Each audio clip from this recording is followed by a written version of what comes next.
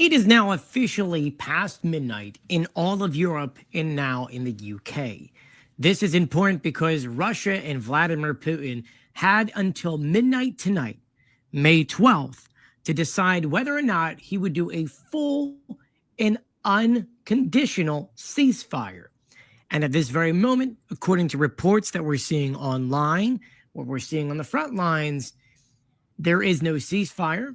There has been no ceasefire ordered, and Russia is continuing. This means moving forward. All of the European countries that have the next slew of sanctions are going to be moving forward, including Germany, who was the one who actually made the threat. Not only are more sanctions coming to Russia, more weapons will be coming to Ukraine. We don't know exactly which ones just yet, but we're told that if Russia was not going to meet the deadline, which was supposed to be midnight earlier, but they gave them the whole day Monday, just in case if there was confusion on the Russian side. So that being said, once again, it's past midnight. It is 12:01 a.m. in the UK. Sanctions and weapons are now either headed towards Russia or Ukraine. So sanctions to Russia and weapons to Ukraine. I'll be sure to keep you updated, so please do share and repost my videos and follow me for more.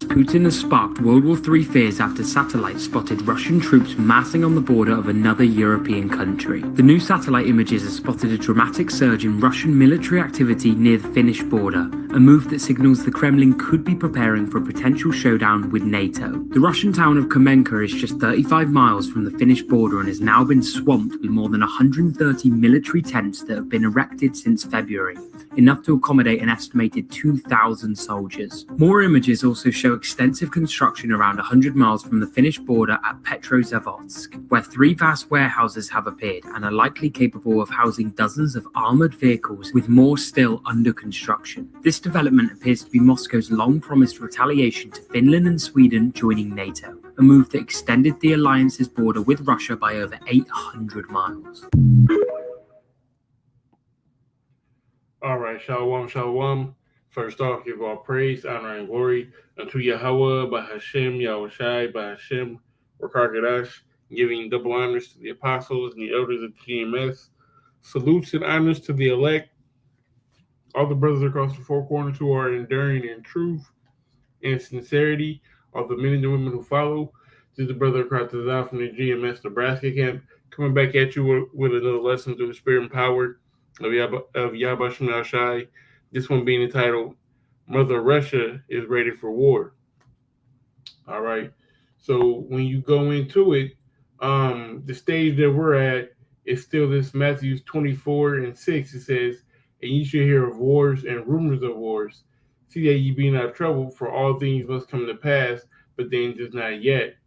All right. So as according to, this cat right here, there was a deadline for the Russian ceasefire. So let's search that up.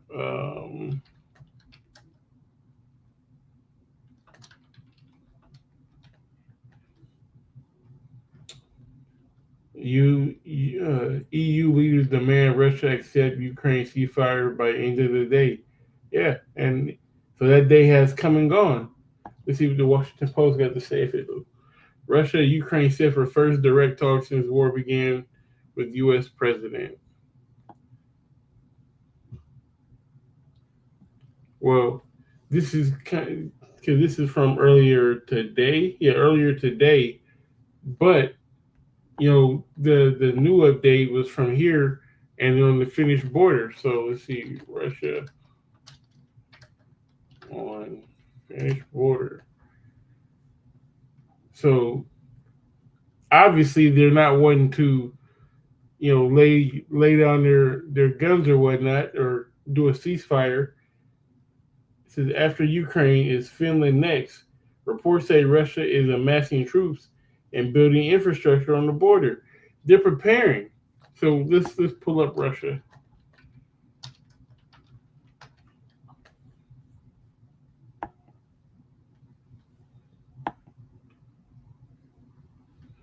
All right. So you have Russia, this big country, right? and then you have Ukraine right here. So the majority of the fighting is taking place in this area right here, right? But what they're doing, they're getting troops prepared up here because at one point, um, Sweden and Finland were not part of NATO. Okay, so and that was part of the original deal that Sweden, Finland, all these countries, Ukraine, they cannot be part of NATO because they would be on Russia's doorstep. That would be like Russia be having a partnership with Mexico. They would be right on the doorstep, right? Right. So with Finland getting with NATO, all this border belongs to NATO. So now you have Russia building up troops right here. They already have troops all around here. I believe Belarus, they even have troops in Belarus. Let's double check that. I don't want to say stuff.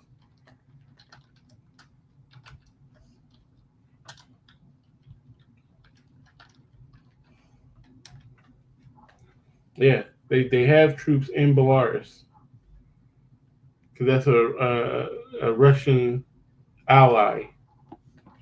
Let me see.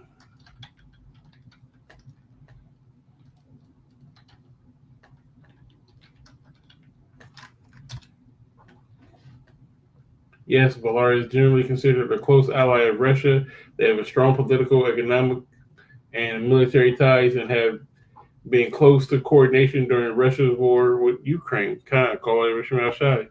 So this is kind of like a jab. Like Russia is sticking out a jab via Belarus. Okay, so it's able to penetrate closer to all these NATO states. Let me see if I can get a better.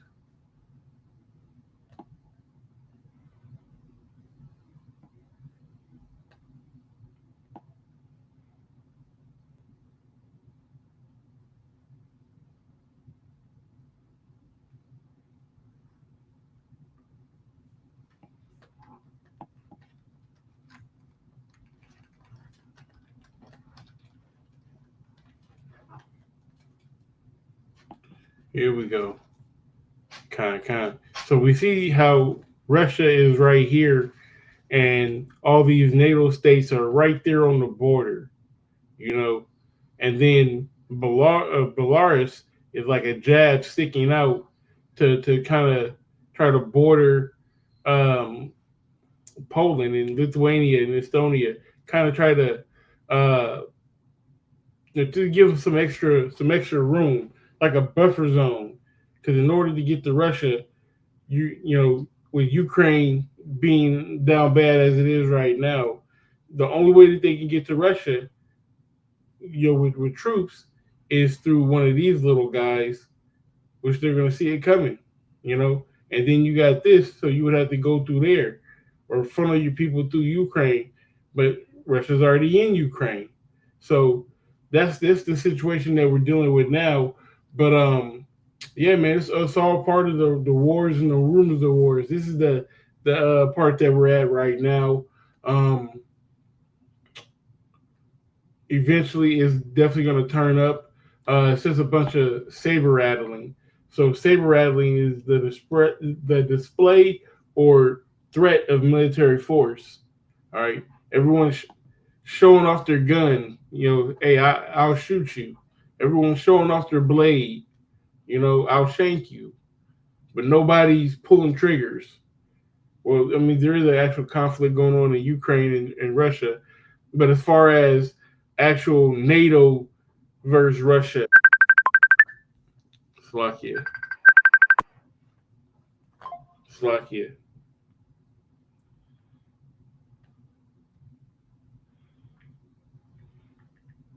Bear with me.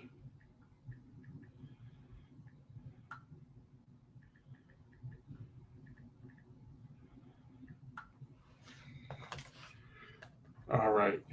So right. So NATO has what's called a mutual defense clause which primarily it says which primarily enshrines in Article 5 of the North Atlantic Treaties, which states an armed attack against one NATO member is considered an attack against all. So, going back to the map, if any of these blue countries are attacked, then every one of these other blue countries will mutually defend them. All right, and this is also including, as we can see, America and Canada. It's the North Atlantic. This is the Atlantic Ocean. So the North Atlantic, not the South Atlantic. Okay, the North Atlantic Treaty Organization. So you can see how Russia is over here by itself, and all these other countries have a covenant against them. But we know through Scripture, just through prophecy, the Scripture says, "All these that bend the bow, shoot at them, spare no arrow." I'm sorry, this is a terrible map, and it's kind of affecting me. But it's showing Greenland like the size of damn near the size of Russia or the size of Africa, when it's not. But I'm sorry, this is me. Where are we at? Right, the Mutual Defense Pact. So if this would need to be updated because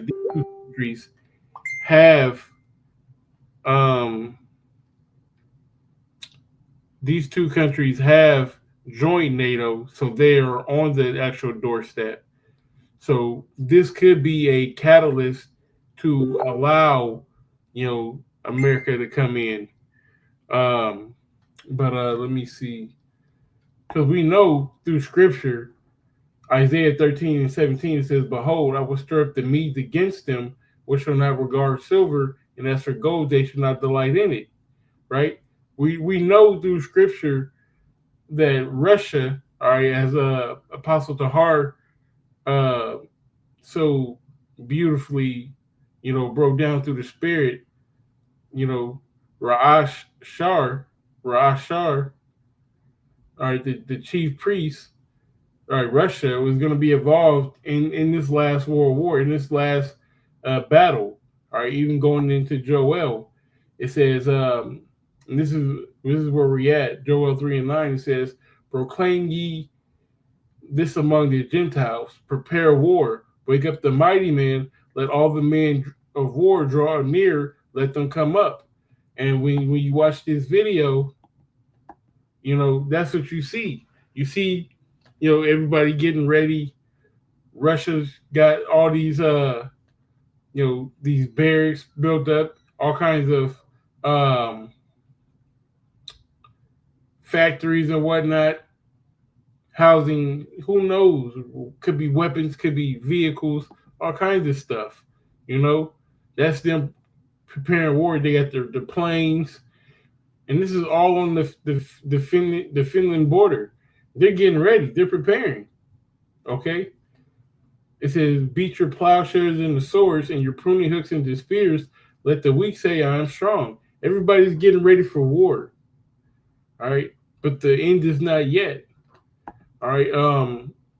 Revelation 11:14, it says, "The second woe was past, and behold, the third woe cometh quickly." Right. So we're definitely moving the ball down the field towards the touchdown of World War III, if that makes sense. And just wanted to really set the stage of where we're at right now. We still are in the saber rattling area, the wars and rumors of war portion. But at any day, it could really pop off, especially with this, when Russia is willing to fight on a second arena.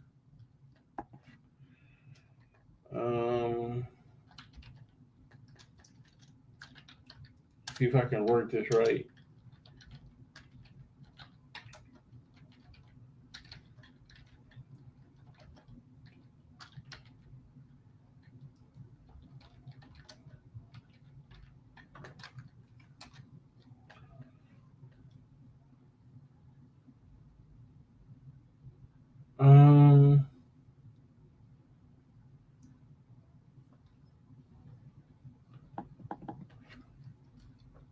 Let me see.